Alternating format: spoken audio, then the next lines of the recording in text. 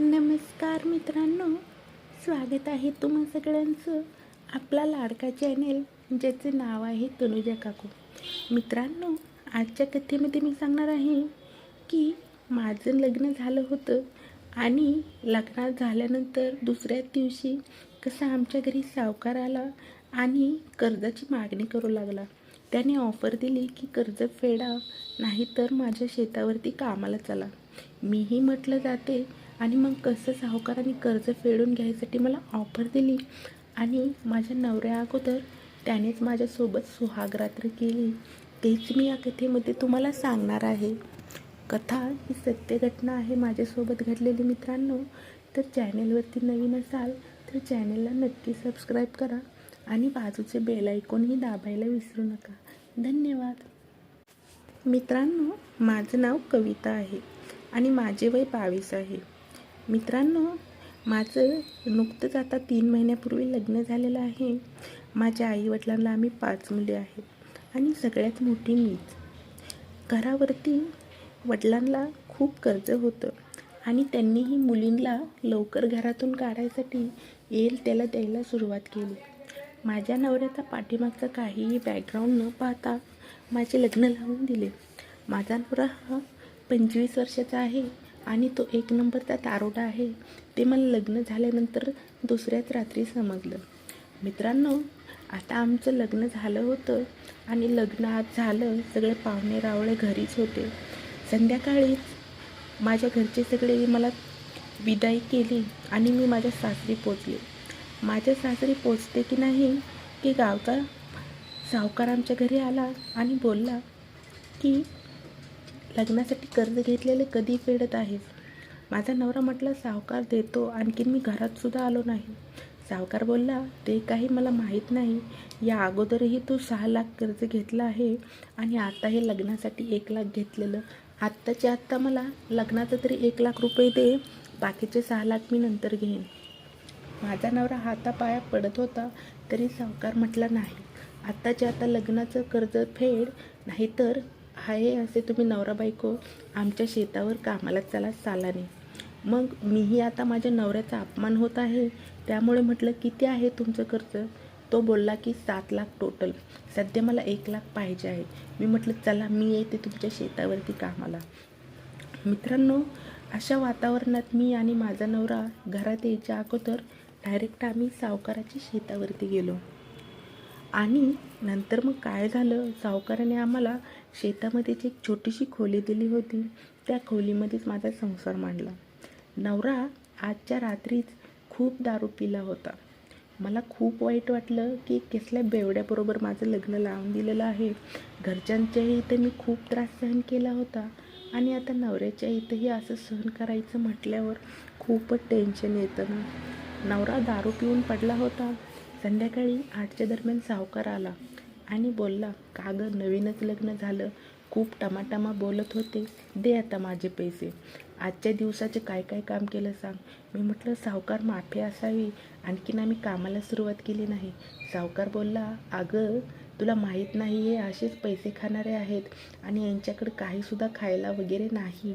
आता हे कर्ज फेडणार तरी कसं? तू तर बोलले मी देते आणि हा बेवडा काही कामही करणार नाही आणि मला कसल्याही परिस्थितीत 1 लाख रुपये पाहिजे आहेत. मला कसल्याही परिस्थितीत 2 महिन्याच्या आत 1 लाख रुपये पाहिजे आहेत.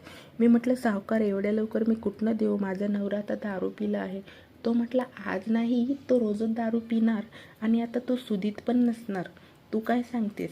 मग मी आता खूप रडले त्या रात्री. दुसऱ्या दिवशी मी शेतात कामाला गेले होते. सावकार तिथं आला आणि माझे सांत्वन करू लागला, माझे डोळे पुसू लागला. सावकारही 36 वर्षाचा होता. एकदम रांगडा पुरुष, एकदम भरगच्च मिशा, पिळदार शरीर, एवढी संपत्ती होती. म्हटलं, तुम्ही समजू शकता की गावात त्याचा किती रुबाबा आणि दरारा असेल. माझीही इच्छा होती की असाच एखादा नवरा मला भेटावा. सावकार माझ्यासोबत बसला आणि म्हटला, रडू नकोस. मी सावकाराला पाहून डोक्यावरती पदर घेतला तर ते म्हटले, पदर घ्यायची काहीच गरज नाही, आता आपलं हे भेटणं तर रोजचंच आहेस ना. मला समजलंच नव्हतं. पण सावकार माझ्या शेजारी येऊन बसला आणि बोलला, अगं तुझी हाजरी दिवसाला 200 रुपये आणि तुझ्या नवऱ्याची हाजरी 500 रुपये.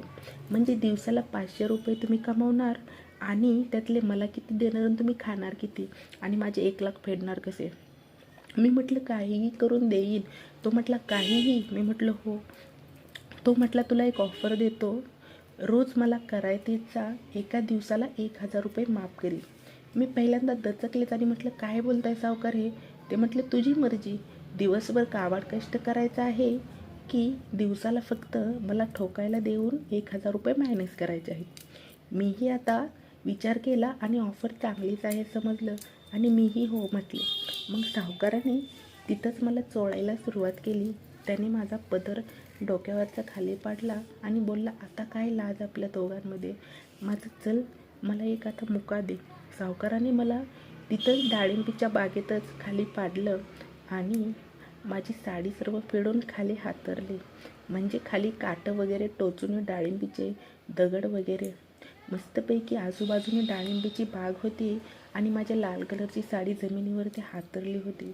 आता मी फक्त आतल्या परकरवरती आणि ब्लाऊजवरती साडीवरती झोपले होते. सावकारही माझ्यासमोर उभा होता. तोही माझ्या अंगावरती पालथा झोपला आणि माझ्या ओठांवरती चुंबन घेऊ लागला.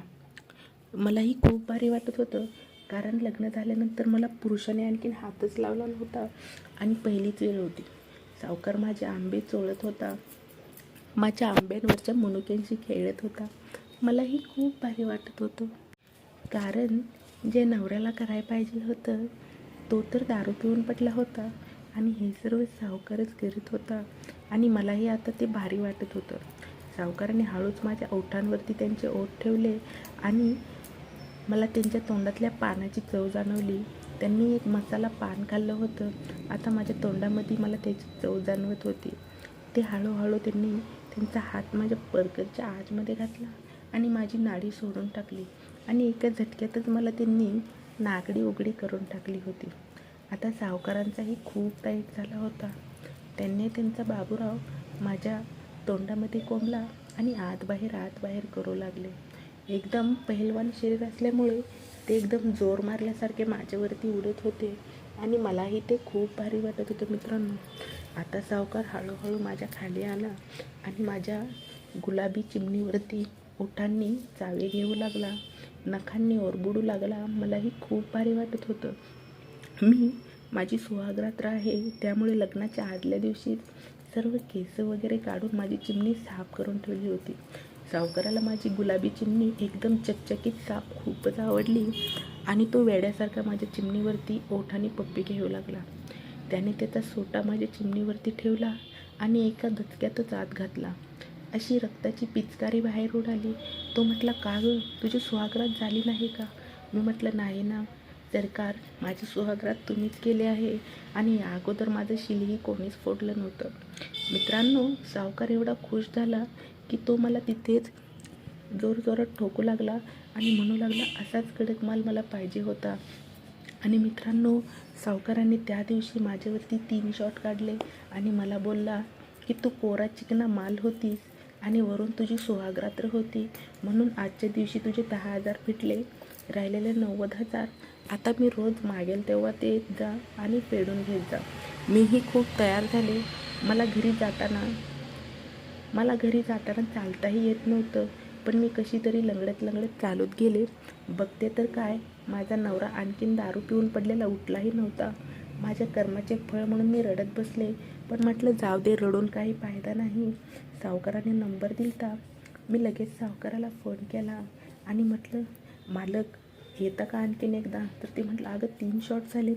मी म्हटलं असू द्या, आज आणखीन एक होऊनच जाऊ द्या माझ्या नवऱ्याच्या नावाचा.